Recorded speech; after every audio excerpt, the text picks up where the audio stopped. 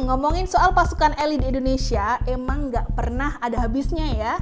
Nah, kita coba cek ada yang tahu nggak nama pasukan elit yang dibentuk oleh Prabowo Subianto dan Luhut Binsar Panjaitan. Nah, ini dia. Ini nih Satuan 81 atau akrab disebut Sat 81 Kopassus yang dibentuk sama Pak Prabowo dan Pak Luhut tahun 1981 silam.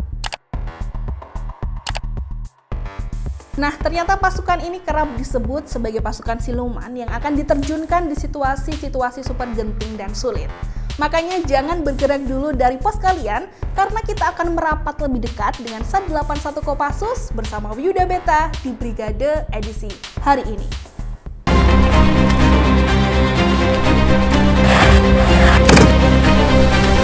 Kita mulai dari sejarahnya dulu ya. Jadi, seperti yang kita singgung di awal tadi, Sat 81 Kopassus ini dibentuk pada 1981 oleh Luhut Binsar Panjaitan yang kini menjabat sebagai Menteri Koordinator Bidang Kemaritiman dan Investasi bersama Menteri Pertahanan Prabowo Subianto yang saat itu berpangkat kapten. Awalnya Sat 81 ini dinamai Detasemen Khusus 81 Komando Pasukan Sandi Yuda atau Kopasanda. Prabowo sendiri udah pernah nih nyeritain pembentukan Sat 81 Kopassus dalam bukunya yang ini.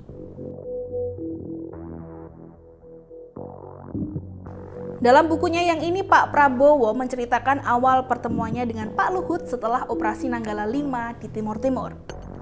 Jadi singkatnya, Pak Luhut diangkat sebagai Kepala Seksi 2 Operasi dan Prabowo sebagai wakilnya. Nah, mereka kemudian dikirim ke Sekolah Special Force di Amerika Serikat, terus juga dikirim ke Jerman, tepatnya ke Sekolah Anti-Teror CSG-9. Baru deh habis dari Jerman itu, Pak Luhut dan Pak Prabowo diperintahkan untuk bikin pasukan yang dulu namanya Detasemen 81. Terus Detasemen 81 ini ternyata sukses dalam operasi pembebasan sandera pesawat Garuda Indonesia DC-9 Woyla di Bangkok, Thailand yang dibajak pada 28 Maret 1981. Nah, nggak cuma sekali nih kesuksesan pasukan ini. Udah banyak ya misi-misi yang berhasil dilakukan, mulai dari operasi Mapenduma yang membebaskan sandera 9 peneliti asing yang tergabung dalam ekspedisi Lawrence di Papua pada 1996. Terus di rentang tahun 2010 ke atas, pasukan ini juga melakukan operasi pembebasan kapal MV Sinar Kudus dari perompak di Somalia pada 2011. Kemudian ada juga operasi pembebasan 347 sandera di Tembagapura, Papua pada 2017 dan operasi kemanusiaan lainnya. Tak hanya itu saja, masih ada sederet hal yang perlu kalian tahu dari Sat 81 ini.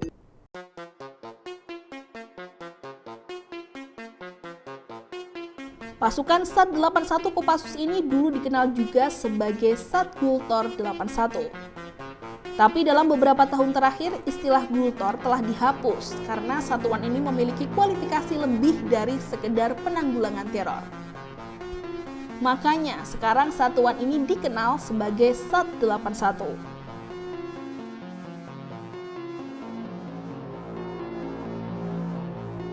Kalau ditarik ke belakang tahun 2009 lalu, ternyata Sat 81 Kopassus pernah turun tangan mengejar buron Nurdin M. Top. Itu loh buronan teroris yang sempat jadi most wanted person di Indonesia. Tapi nggak cuma memburu Nurdin M. Top ya, Sat 81 Kopassus ini juga pernah diterjunkan untuk menangani teror bom di Sarinah Tamrin, Jakarta Pusat pada Januari 2016 lalu. Selain itu, pasukan ini juga diterjunkan dalam menanggulangi kerusuhan di Makobrimob Kelapa II pada Mei 2018. Menariknya, mereka sering bertindak tanpa menunjukkan identitas. Bisa aja nyamar jadi polisi, bisa juga jadi warga biasa, atau bahkan di tempat-tempat tak terduga. Jangan-jangan yang jadi pedagang kaki lima yang megang walkie-talkie itu?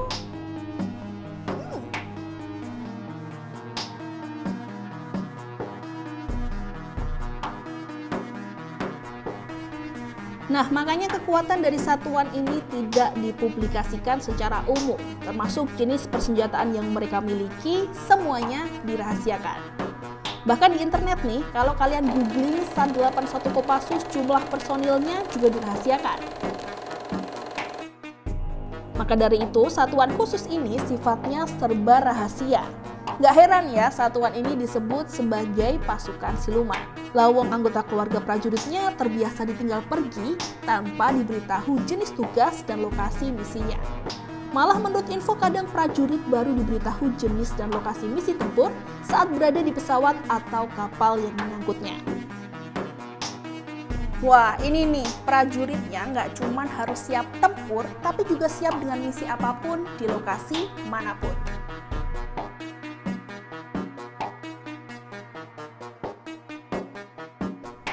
Oh iya, SAT 81 Kopassus ini saat mendapat penugasan ternyata bergerak dalam unit kecil yang disebut seksi.